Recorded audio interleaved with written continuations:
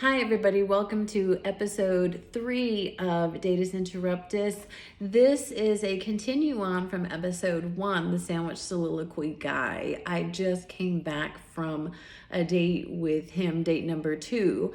So unfortunately, I don't think that that's working out. I know a lot of y'all were rooting for him, and he did seem nice and respectful, and he was nice and respectful, but the bottom line was that he was just kind of gross. So he did have a sandwich at lunch today, and the sandwich was very much being chewed up in front of me with his mouth open almost the entire time.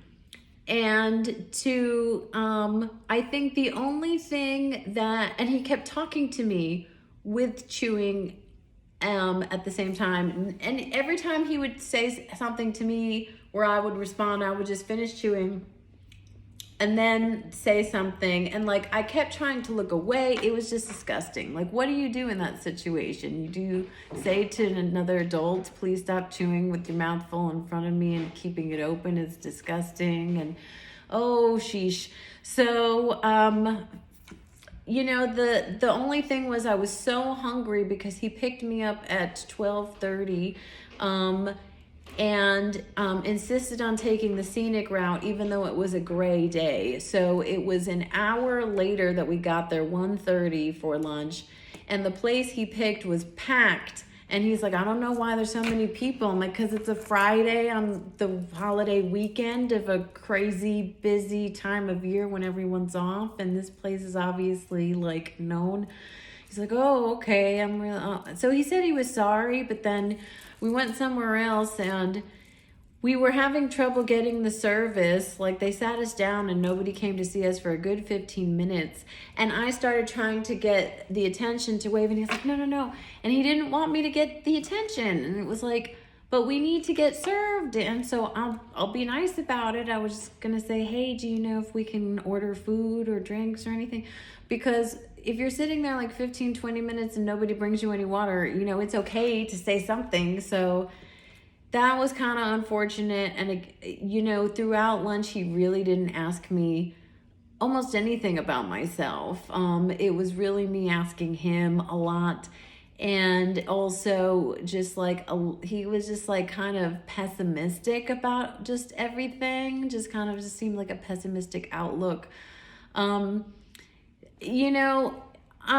was disgusted, but I thought, well, I'll still play music with this person because we agreed up front if it wasn't going to be a match that we could still maybe at least be friends. And I think that that's cool. And I think it's possible too, especially because nothing ever happened between us other than spending some time and playing some music. There was no romantic things or connections. So at any rate, I knew, okay, homeboy's gross. He was so all about the sandwich that he got lost in the sandwich that he couldn't mind his manners and keep his mouth closed. And I had to see this thing masticated in front of me. But whatever, we're not going to eat anymore. And if we go play music, that will be cool. So go to his house, see his dog and the roommate's 2 dogs.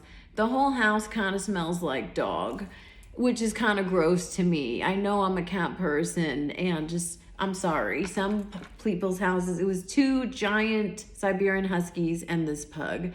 And some of the place smelled kind of like dog farts too. And so fast forward to the dog threw up and would throw up and start licking it up. And he was like, oh yeah, the dog is a self-cleaning model.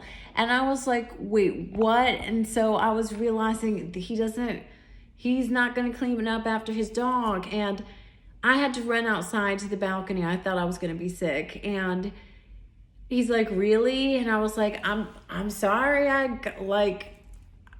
This is kind of gross. I'm thinking, to me, it's gross. I don't know if other people, maybe it's not gross. So then I go back in, she throws up again, and I'm licking it and eating it. So I had to run outside and breathing the fresh air. And I was like, hey, guy, I don't know if I can handle this. I don't know if I can keep myself together because I feel like I might be sick. And he was just like, well, you know, she might be okay. I'm sorry. And then we go back in, she throws up on the couch. And he's like, oh my God. He said, she never does this on the couch. And he puts her downstairs in the crate.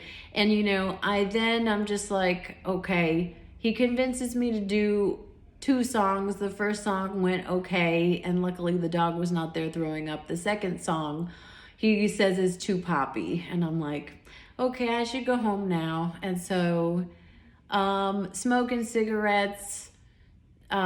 He originally told me he only smoked when he drank, and it's just, we're not a match, and I think he's too gross for me even to play music with. Oh, but like, no. So thanks for letting me process. See you in the next episode.